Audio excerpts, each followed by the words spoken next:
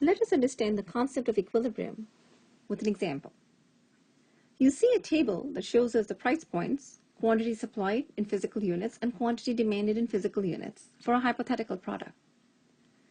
At $5, quantity supplied is 50 units in the market and quantity demanded is 200 units.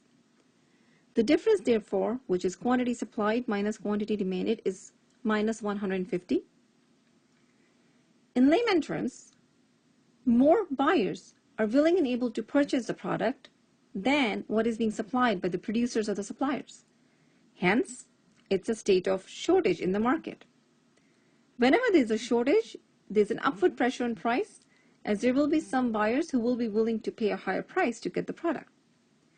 When price goes up to $10, a difference in the market goes down to 75 units, which means our shortage decreases, but it's still a shortage. And as long as it is a shortage, there is an upward pressure on price. Price increases to $15. We see that quantity demanded and quantity supplied are equal. Hence, this is a state of equilibrium, and there is no pressure on price to either go up or down. $15 is equilibrium price. Correspondingly, 150 units is our equilibrium quantity. Continuing further, if the price in the market was $25, we see that quantity supplied is 250 units, but quantity demanded is only 100 units, which means more is being supplied in the market than what is being demanded.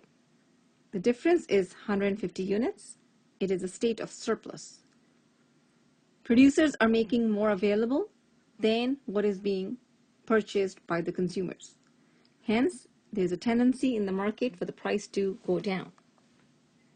When price goes down, it decreases to $20.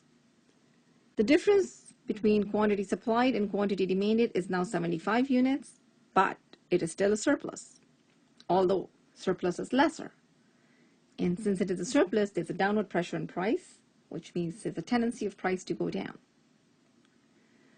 We can illustrate or demonstrate the same concept using a graph. We always have the price on the x-axis denoted in dollar amount and quantity on the y-axis in terms of physical units. We all have to make sure that we choose our scale on both the axes very carefully, making sure that we're able to plot all the coordinates that we need to. Let us first plot the price with the quantity supplied. At $5, quantity supplied is 50 units. At $10, it is 100 units. At $15, it's 150 units. And so on and so forth. That gives me the supply curve. Now let's take a look at the demand curve. We take the price and we plot the coordinates with the quantity demanded. For $25, the quantity demanded is 100. For $20, quantity demanded is 125. For $15, it is 150. For $10, it is 175.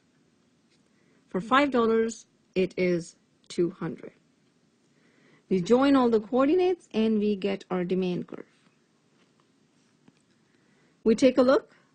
The point of intersection of the demand and the supply curve gives us the equilibrium.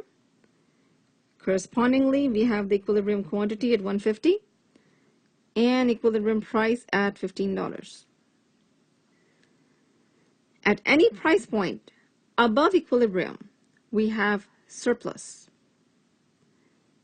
because at that price point, quantity supplied is more than quantity demanded. At any price point below equilibrium, we have a shortage,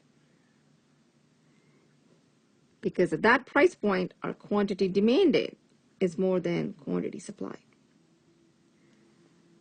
This graph explains the concept of equilibrium, equilibrium price, equilibrium quantity, shortage, and surplus. Whenever there's a surplus, tendency of price is to go down. Whenever there's a shortage, tendency of price is to go up. That sums up our concept of equilibrium.